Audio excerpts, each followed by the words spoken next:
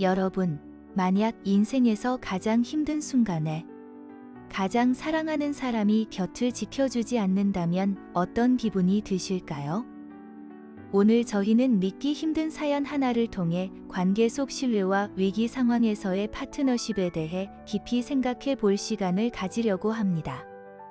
한 여성의 생명이 위태로웠던 응급 상황과 그 옆에 없었던 약혼자의 이야기.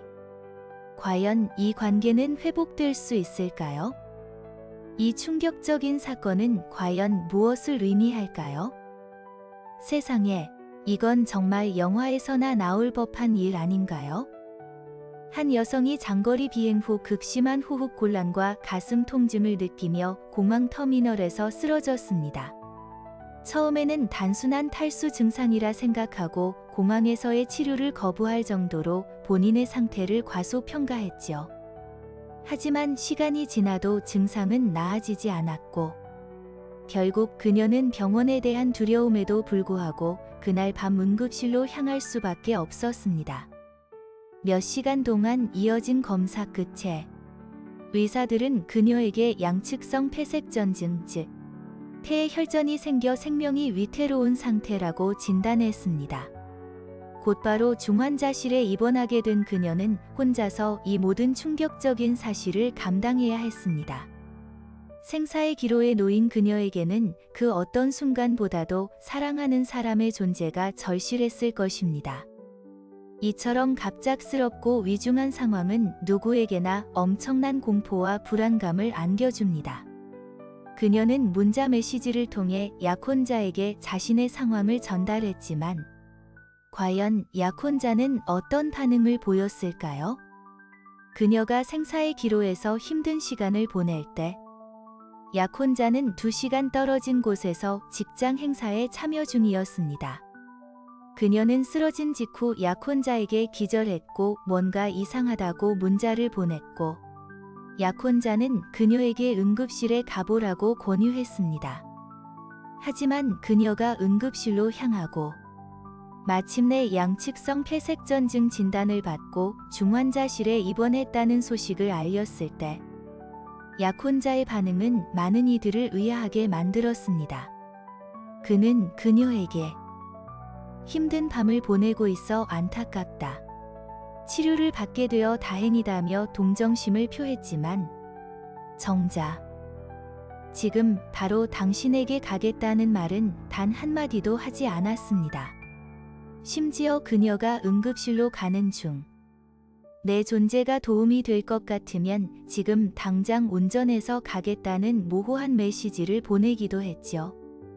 그녀는 병원에 집중하느라 이 문자에 답하지 못했지만 약혼자는 그녀의 침묵을 자신의 부재를 정당화하는 이유로 삼았을지도 모릅니다. 가장 위급한 순간, 파트너가 보여준 침묵은 사랑하는 사람에게 어떤 의미로 다가왔을까요? 그녀는 이 모든 상황 속에서 홀로 고통을 감내해야만 했습니다.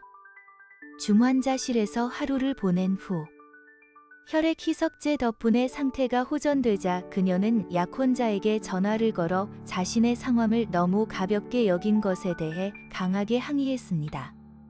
그제야 약혼자는 즉시 직장 행사를 떠나 병원으로 향했고, 그녀가 퇴원하기 직전에야 겨우 도착할 수 있었습니다. 이후 그녀가 왜 그때 오지 않았냐고 물었을 때, 약혼자는 진심 어린 사과와 함께 4가지 변명을 내놓았습니다. 첫째, 나쁜 일이 생길 거라 믿고 싶지 않았다. 는 부정적인 심리. 둘째, 이런 상황을 겪어본 적이 없어 어떻게 반응해야 할지 몰랐다. 는 미숙함. 셋째, 당신이 명확하게 와달라고 말하지 않았다. 는 책임 전가. 그리고 넷째, 업무 때문에 자리를 뜨기 어려웠다. 는 외부 환경 탓이었습니다. 이러한 변명들은 그녀에게 신뢰를 더욱 흔들리게 만들었고, 약혼자가 자신의 잘못을 진정으로 인식하고 있는지 의문마저 들게 했습니다. 생사의 기로에 선 순간, 가장 사랑하는 사람의 부재는 단순한 실수가 아닌 관계의 근본적인 문제로 비춰질 수밖에 없었습니다.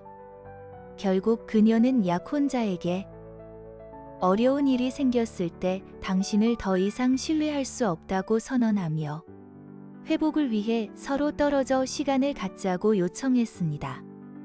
가까운 죽음을 경험하고 신체적 회복에 집중할 시간이 필요했던 것입니다. 3주간의 별거 기간 동안 약혼자는 그녀에게 자신의 잘못된 대처에 깊이 후회하고 있으며 그녀를 실망시켰음을 인정하는 애절한 메시지들을 보냈습니다. 그는 신뢰를 회복하고 위기 상황에서 기댈 수 있는 사람이 되겠다고 다짐하며 자신을 이해하기 위해 상담사를 찾아보기 시작했다고 전했습니다. 한편 그녀 역시 모든 것을 정리하기 위해 3번의 치료 세션을 받으며 힘든 시간을 보냈습니다. 의사 진료에서 우연히 다시 만나게 된 두 사람은 처음으로 대화를 나눴고 그녀는 약혼 관계는 끝났음을 분명히 하면서도 천천히 관계를 회복할 가능성을 탐색하고 싶다는 복잡한 속마음을 털어놓았습니다.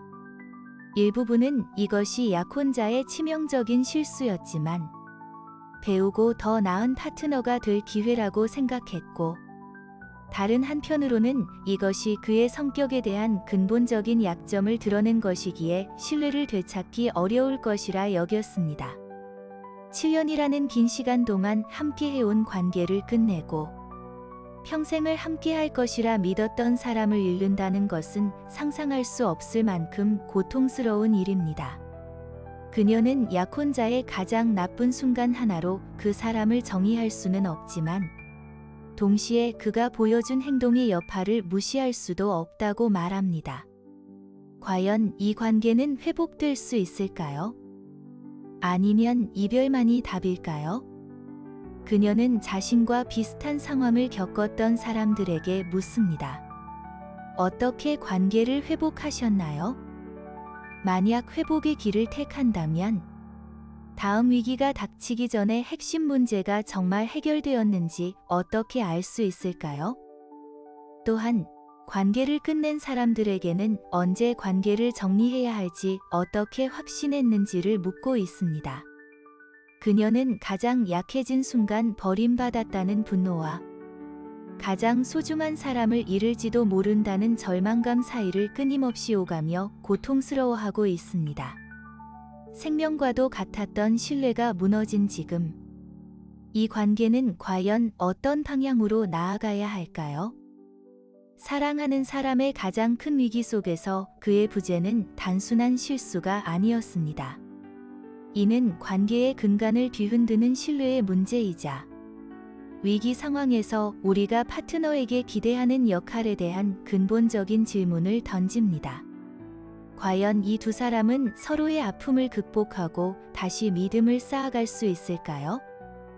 아니면 이 아픈 경험을 통해 각자의 길을 찾아야 할까요? 여러분이라면 이 관계를 어떻게 보시겠어요? 댓글로 여러분의 소중한 의견을 나눠주세요.